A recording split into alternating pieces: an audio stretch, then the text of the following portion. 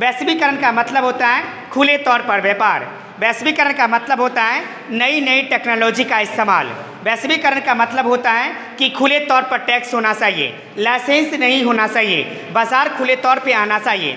अगर इस प्रकार के परिवर्तन अगर हमारे भारतीय समाज में देखने को मिलता है तो कहीं ना कहीं हम लोग वैश्वीकरण के सकारात्मक रूपों को लेकर आगे बढ़ रहे हैं। वैश्वीकरण एक ऐसा अवधारणा है, एक दृष्टिकोण है, एक उपागम है, एक सिद्धांत है, और कुछ नहीं समझ में आता तो सीधे बता देना है कि वैश्वीकरण ही वैश्वीकरण कहलाते हैं। इस वैश्वीकरण के दौर में आज हम जितने भी चीज़ों का इस्तेमाल कर रहे हैं ये सब कहीं ना कहीं हमारे लिए क्या होता है, एक साक्ष्य बन के हमारे सामने आ जाते हैं।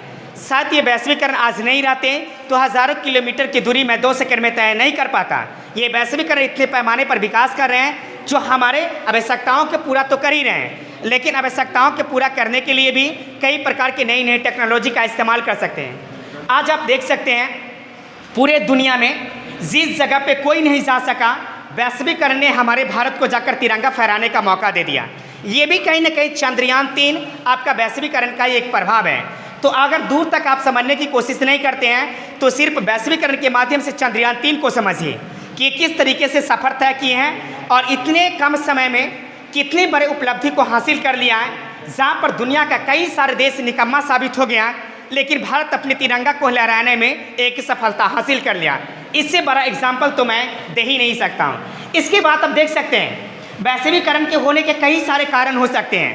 कारण में भी कई सारे विद्यार्थी फंस जाते हैं, लेकिन कारण में फंसने की कोई ज़रूरत नहीं है। सीधा साफ इस बात को याद रखना कि वैश्वीकरण के कारण इस प्रकार से हैं। कारण एक में लिया ना कि सबसे बड़ा कारण राजनीति होता है, उसके बाद आर्थिक होता है, उसके बाद सांस्कृतिक होता है, इसके बाद धार्मिक होता है, उसके बाद ऐतिहासिक होता है, और कुछ नहीं समझ में आता है तो आप सीधे बता दीजिएगा समाज के अंदर में जो भी घटनाएं घटती हैं उस घटना को निवारण करने के लिए और कई प्रकार के अलग अलग दृष्टिकोण को अपनाने के लिए जिस अवधारणा का निर्माण किया जाता है ये भी वैश्वीकरण का एक कारण हो सकता है।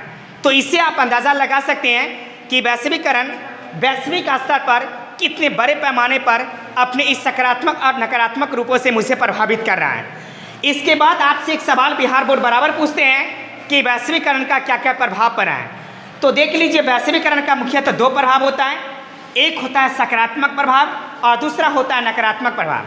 अगर आप सकारात्मक प्रभाव में लाते हैं तो एक में लिखना जैसे रोजगार में वृद्धि हो रहा है, जैसे उत्पादन में वृद्धि हो रहा है, बड़े पैमाने पे बाजार आ रहा है, बहुराष्ट्रीय कंपनी आ रही है और बड़े बड़े टेक्नोलॉजी का इस्तेमाल हो रहा है।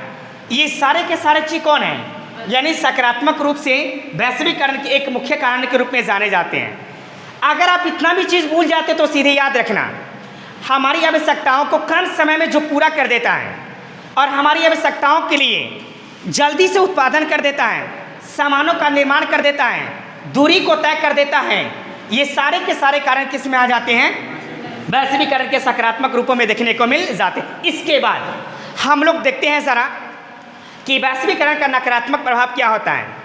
तो नकारात्मक प्रभाव अगर वैश्वीकरण के देखा जाएगा तो सबसे बड़ा एग्जाम्पल आता है रोजगार में कमी। क्योंकि रोजगार में कमी इसलिए मैं बताता हूँ क्योंकि वैश्वीकरण जैसे ही आया है बड़े बड़े टेक्नोलॉजी का इस्तेमाल होने लगा है, बड़े बड़े कल कारखाने मशीनों का इस्तेमाल होने लगा है।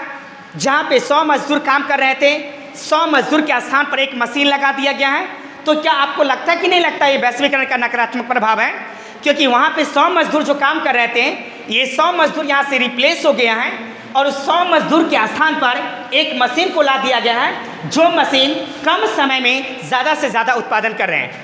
अगर एक तरफ मेरे उत्पादन में वृद्धि हो रहा है तो दूसरी तरफ आप देख सकते हैं कि मेरे रोजगार में कमी भी आ रहा है। इसका दूसरा कारण आता है नकारात्मक, आप देख सकते हैं कि संसाधन की अतिदोहन। अतिदोहन का मतलब होता है कि वैश्वीकरण के दौर में संसाधन बड़े पैमाने पर क्या होता चला जा रहा है, खर्च होता जा रहा है। यानी तेजी से अगर वस्तु का निर्माण किया जाएगा तो संसाधन भी तेजी से क्या होता चला जाएगा, बर्बाद होता चला जाएगा।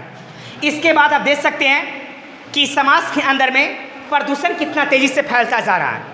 ये भी कहीं ना कहीं वैश्वीकरण का क्या होता है, नकारात्मक प्रभाव होता है, जिससे पर्यावरण पूरी तरह से क्या होता चला जा रहा है, यानी प्रदूषित होता चला जा रहा है। उसके बाद आप देख सकते हैं कि वैश्वीकरण का नकारात्मक प्रभाव और कई तरीके से हमारे समाज पे पड़ते हैं और ये पूरी तरह से क्या कर देते हैं, हमारे समाज को एक संकुचित व्यवस्था में लाने की कोशिश करता है। इसीलिए नकारात्मक प्रभाव को भी अध्ययन करने के लिए मुझे कई प्रकार की विचारधाराओं को ही लाना पड़ेगा।